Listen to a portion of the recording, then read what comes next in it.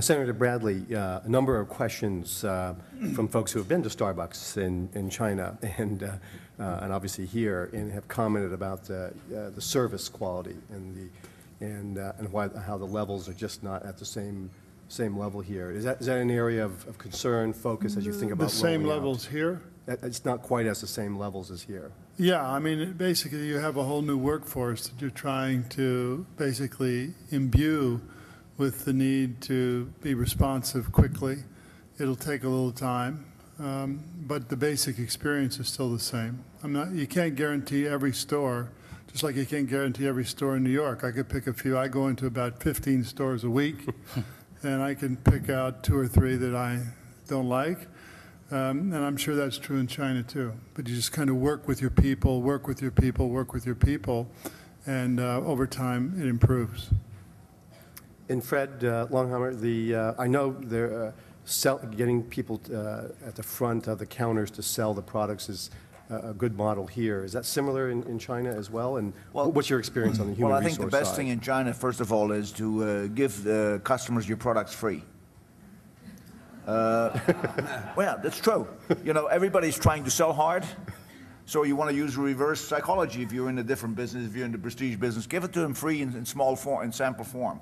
That shows, first of all, that you have a lot of confidence in your product, that you're not trying to immediately sell to them, that you care about that they have the right product, and guess what? They're going to tell their girlfriend, or they're going to tell their friend, they're going to tell to the next guy. So the word of mouth, suddenly you got all these people coming and say, oh, these people are for real.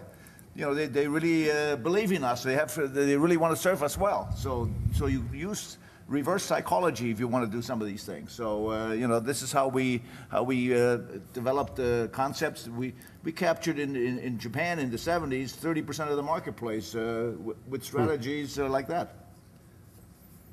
This is a terrific question here, and it sort of cuts at the issue of kind of the rhetoric and reality, and even the charts that we presented earlier at the start of the panel about the growth and the macro issues. Here's a comment that says, I recently visited South China Mall, the world's largest mall, which opened in 2005 in one of the wealthiest cities in China. It was virtually empty with few shoppers and only a handful of tenants. Is the marketplace ahead of itself? If you could comment on that. Well, we do build a lot of shopping mall in many cities. It's like we have a very large shopping mall in Beijing too, but basically it's also in Beijing too. So I think the reason is that first it's about the service, of transportation. So actually, it's very hard to access to these places. Basically, we don't have a place to park the car. So how can I go there? Second is when I look at most of the shopping malls is run by some real estate developer. So they don't know how to put the products and also entertainment program within it.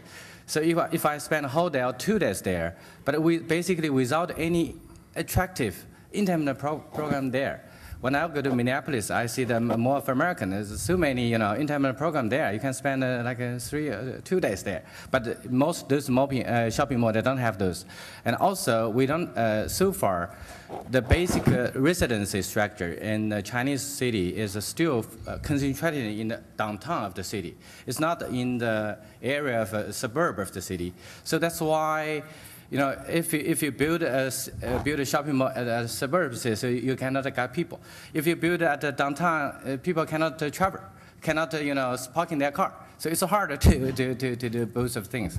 So I think that's an embarrassing situation so far.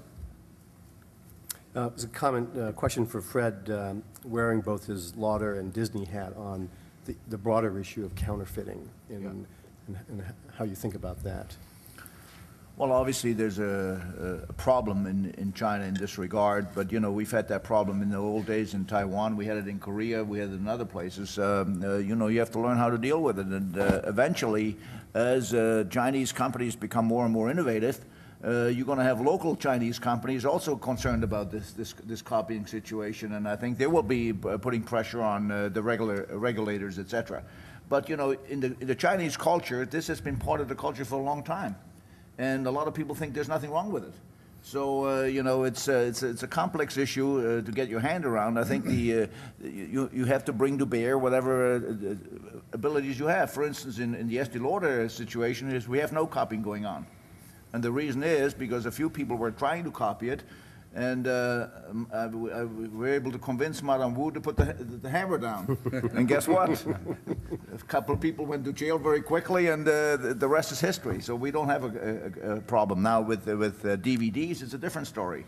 And with the DVD scenario, you better have a strategy how to deal with it, because, as I said, I think the number one issue is not commercializing it quickly. The number one issue is building the Disney brand. So you have to ignore profit margins for a while and establish yourself as the brand, and then eventually you'll be able to develop a model which is profitable down the road. But so you have to take a more long-term view. Senator Bradley, there's 4 or 5 questions from the audience regarding the relatively recent incident of Starbucks in the Forbidden Palace, and particularly against the framing of the company's commitment to social good and being sympathetic to the culture. Any comment or you can share? No, I appreciate the sentiment, and I think that the move would be made. Last question, because we are out of time, unfortunately, and there are a number of questions I did not get to, and I apologize. But the last question for Bill Amelio, that there is, do you believe that as the Chinese local companies such as Lenovo become increasingly stronger, as the consumers, in support of the consumerism, that there'll be additional acquisitions by Chinese companies of non-Chinese brands and companies? Yeah, well, first I'd like to make sure I position ourselves what we're trying to do. We also position ourselves as really a multinational company from the standpoint, if you look at our board of directors, we have 7 United States citizens on it, we have 1 British citizen, and we have 4 of the original founders from Lenovo. The chairman's Chinese, and he lives in Raleigh, North Carolina.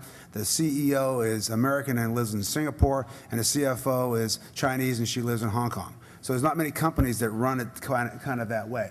And I think your question is, will we see in the future more acquisitions going the other way? I think it's healthy. I think it's something that's important to have happen, because it's a demonstration of what free trade is all about. I said we should all feel comfortable when a United States or American company acquires another company. We should just feel as equally comfortable when another country acquires a company, whether it's an American company or whether it's a European company. Senator Bradley? You know, it used to be that China sat there and the world went to China. Now China's going to the world. The saving rates, what they are, China has to deploy its capital, and it will increasingly deploy its capital not in pure governmental fixed investments, but also in companies, like Bill said.